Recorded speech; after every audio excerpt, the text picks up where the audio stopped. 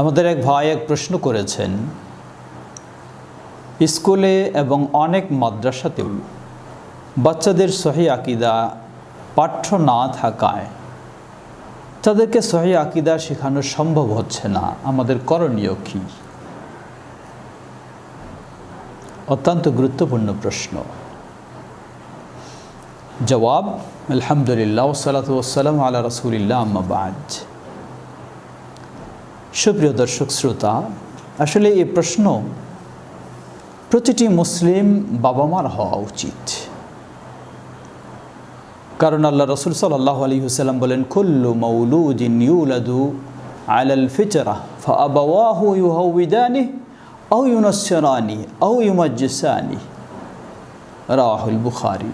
প্রতিটি শিশু সন্তান ইসলামী আদর্শের উপরই জন্ম লাভ করে, অতঃপর বাবা মা ইহুদি বানায়, খ্রিস্টান বানায় বা অগ্নিপূজক বানিয়ে ফেলে।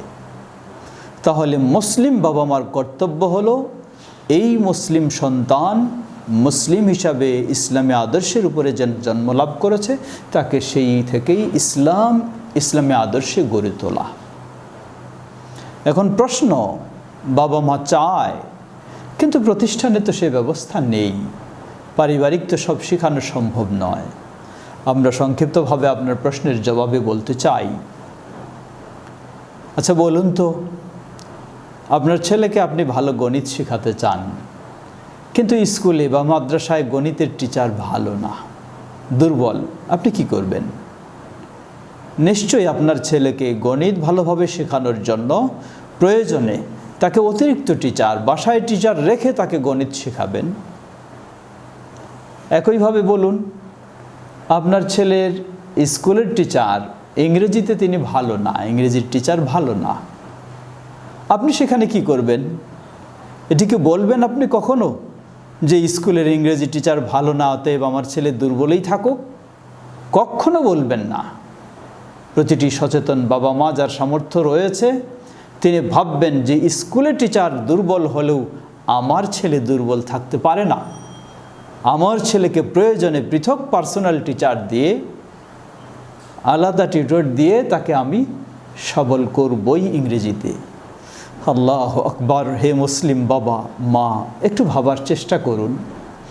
আপনার ছেলে মেয়েকে যদি তার শিক্ষা প্রতিষ্ঠানে ভালো টিচার না থাকার কারণে পার্সোনাল টিচার দিয়ে তাকে সেই সাবজেক্টে সবল করার ব্যবস্থা নিতে পারেন, তাহলে আজকে আপনার স্কুলে বা মাদ্রাসায়, বহু মাদ্রাসাতেও রয়েছে, সেখানে সহি আকীদা নেই, শিরকি বিদআতি চিন্তা সেখানে শিক্ষা দেওয়া হয়, বহু মাদ্রাসায় এই ধরনের রয়েছে।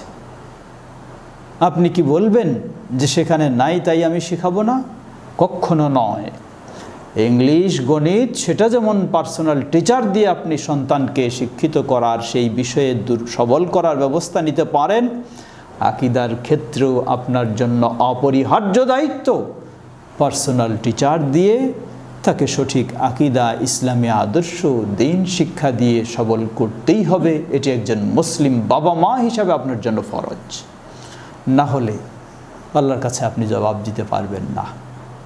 দেখবেন কিছুদিন পর এমনও হয়ে যাবে, যার দৃষ্টান্ত অসংখ্য রয়েছে।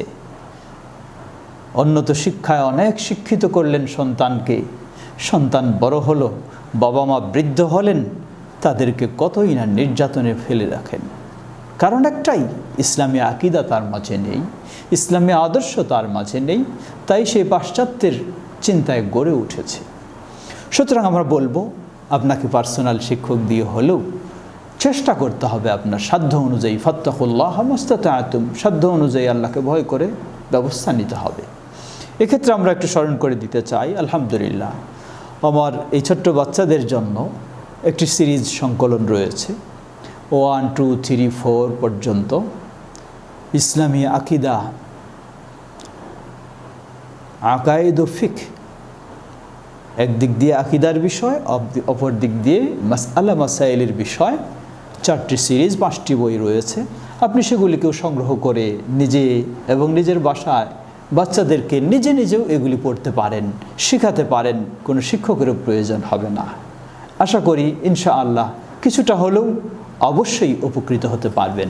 আল্লাহ আমাদের সবাইকে সে তৌফিক দান করুন। ওয়া আখিরু দাওয়ানা আলহামদুলিল্লাহি রাব্বিল আলামিন। আসসালামু আলাইকুম ওয়া রাহমাতুল্লাহি ওয়া বারাকাতুহু।